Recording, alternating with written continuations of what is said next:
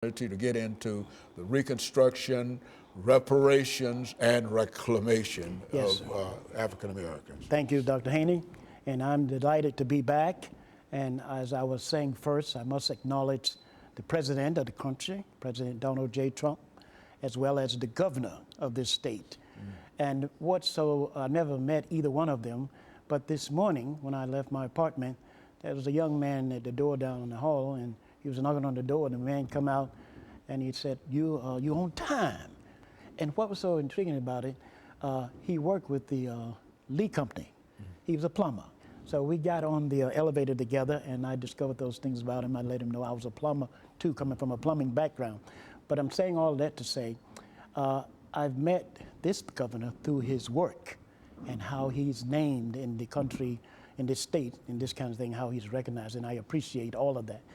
And the other thing here is I am an ambassador for the Civilian Conservation Corps. My father was one. I'm one today. The men in the Conservation Corps were credited with General George C. Marshall at their training with what won World War II. And I am honored to know that my father was among those men. And so we are carrying these things on. It's like a totem pole. And here in Nashville, I am a member of the Corinthian Church with the Reverend Enoch Fuzz. And he used to introduce me when he was on the radio and I was in Atlanta and this type of thing. And the reason I'm expressing all of these individuals, to me, this is a form of reclamation. I am mentioning others who have made the way for me to be here today. So it is in order for me to mention them in the ways in which I have, leading up to saying the things that I come to share with today. Very good. Yes. Very good. And so let's make some statements during the next minute and a half in reference to background education, that kind of thing. Sort of summarize that up for us. Sir. And then we'll go into this second segment talking about the 3 R's. Yes. We're talking about. Well, my background in education, I am a graduate of Selma University. I went to Tuscaloosa County High School in Northport, Alabama, Matthews Elementary, and went to kindergarten where I quit. I was afraid of the teacher's voice, so I quit kindergarten. My mother let me quit kindergarten. And during that time, I began to think of ways in order to try to educate myself. And then when you grow up and you come from a very protected family, you've given a lot, you begin to become dependent on those things, and you don't spend a lot of time developing the skills necessary to help yourself, and this kind of thing. So that's basically, it sums up my education. Had a lot of toys. Most of the guys that I grew up with in my hometown, they remember my toys to this day, because we put the kind of thought into selecting them. Very good. Yeah. Okay, and so what we will do, we'll take our first commercial break, Okay. and then we'll come back and we'll deal with reconstruction, reparations, and reclamation. And of course, we'll be back with our audience following this very, very short commercial break.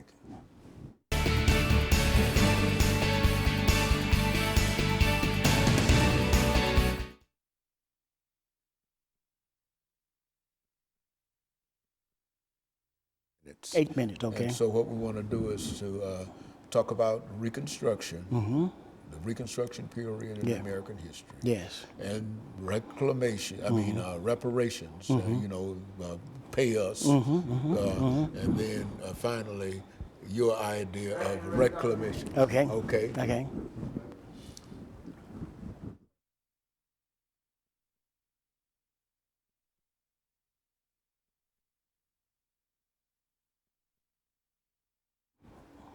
Thank you, and welcome back to the final segment of the show for today. We're talking to Minister Taylor, and he's giving us some information in reference to what might be called the 3 R's in the African American social and economic experience, and that is Reconstruction, the period immediately after the war, and reparations, which is to say that Africans wanted to be paid for the work that they had performed during the war, and of course, reclamation. And I think that this is something that you've added to the R's, and we'll have you give an explanation as well as a discussion in reference to it. But let's talk about it from that perspective. And Dr. Haney, the way this happened, last week I think there was a special on reclamation by Henry Louis Gates, and I didn't get a chance to see it. But what I did do, I went to the encyclopedia to take a look at the Reconstruction period. And this just happened last week. And I discovered the Bureau of Reclamation. And so that really incited me because I have written President Trump several times, and I have asked for a kind of a tax, a MLK Reclamation Tax Fund. And this is designed to speak to all of the African Americans who have profited from the MLK Civil Rights Movement. Now, my life is the best one to show how the side effects of the Civil Rights Movement has never been addressed, Dr. Haney. Though African Americans who have profited from it, they don't have a memory of not profiting from it. But see, I have that memory, and in my hometown of Selma, at Selma University, Dr. C.C. Vivian, he told me that when they left Selma in the 60s, they didn't look back. A lot of places that they've been and were in these cities, and I have done the research. My life is a counter-narrative of that period.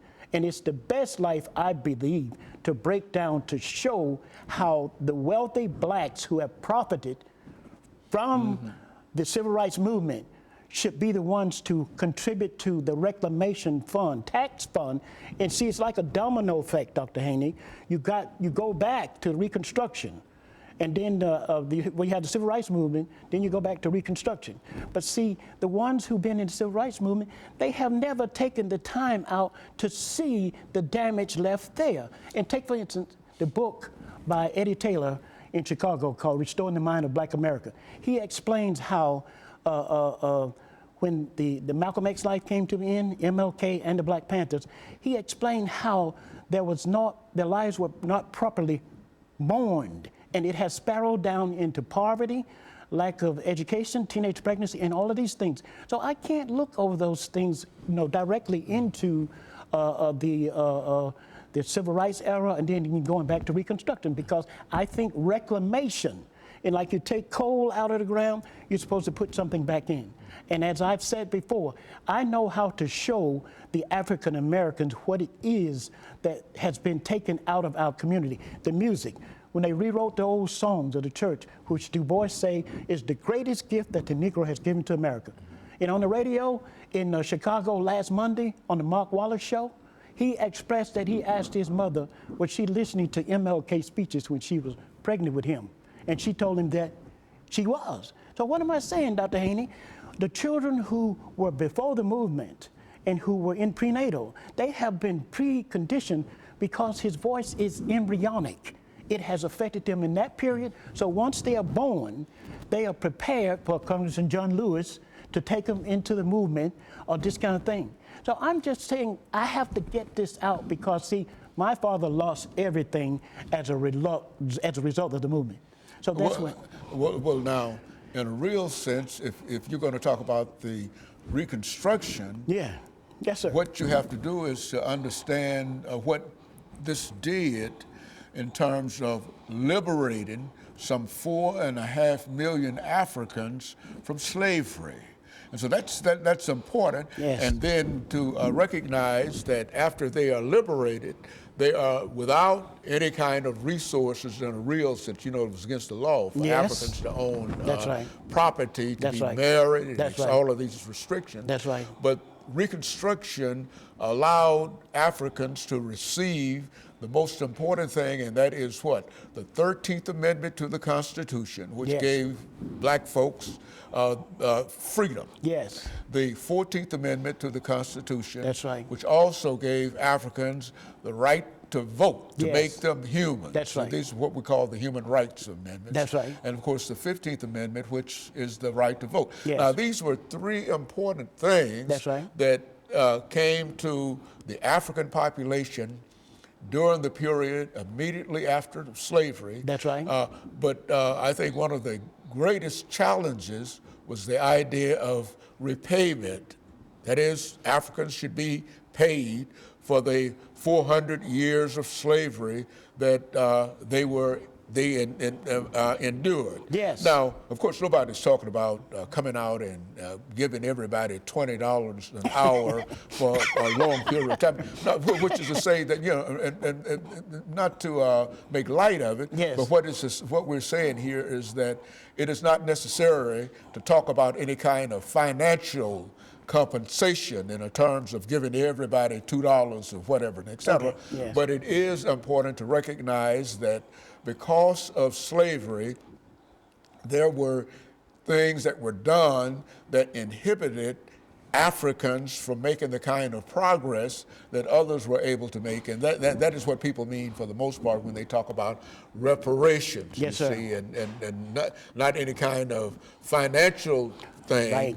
But I think that people have come up across the nation dealing with all kinds of ideas as to how this idea of reparations should be recognized. Yes. And of course, there are many different ideas. And Dr. Haney, as you were saying, and as I was saying, my life is the best one to show how reclamations, and then it's like a domino. You have reclamation, then you have reparation, then you have the reconstruction. I'm thinking now in moving back, not back there. I can't go back there, but I'm just 64 years old. But I remember the civil rights movement.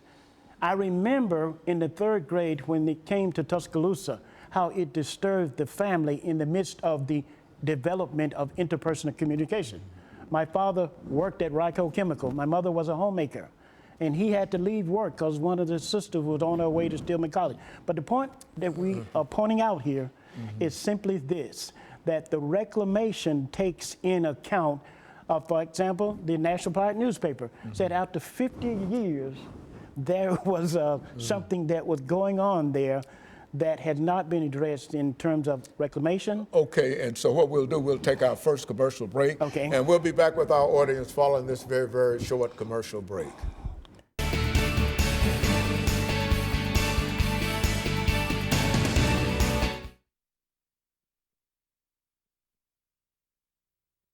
Segment. This is the second segment. This is the third. Yes, the 3rd. Is this the third segment? Yeah. This is your last one.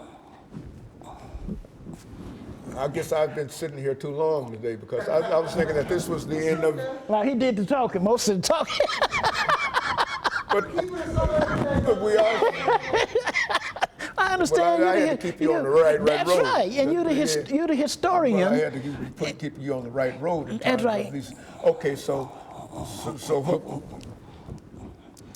But it was helpful. You know, you were able to help me to see back in that period. So I can't go back there, you know, and address that. But I can meet you over this way coming up. Yeah. All right, stand by, Dr. Haney. Last segment.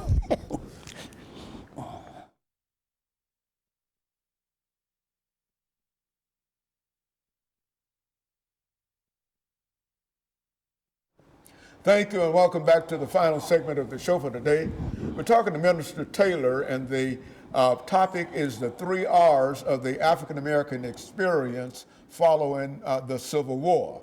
And I think, Professor Taylor, we've already indicated that one of those experiences was the Reconstruction, the end of the war itself that liberated Africans. And I think we indicated that they were given the 13th Amendment, that slavery ended, the 14th Amendment, the right of citizenship, and the 15th Amendment, the vote. That's right. And many people have considered this to be important in terms of the African experience in America. Yes. And I think that some have also added, and I think that you've added a 3rd R to it. That's right. And you call this reclamation. That's correct. And I think that that's important. Yes.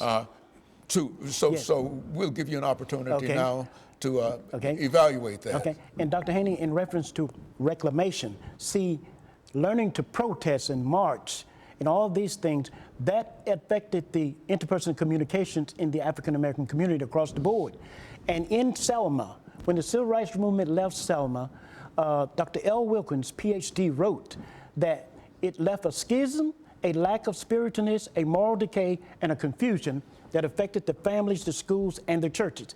And one of my mentors, you say, in Atlanta, Dr. Andrew Harrison, he's a judge. He's also a general in the military, in the Army, and he was in the Atlanta Traffic Court. And he said, when we get in these spaces, we have to deliver. And this is what I'm trying to do, because this has to do with our kids' ability to learn. When I was in the school system, I would ask the kids, I said, why do you make so many sounds that have no meaning? And things of this nature. So, but in the area of the civil rights era, their kids have been affected in their ability to concentrate.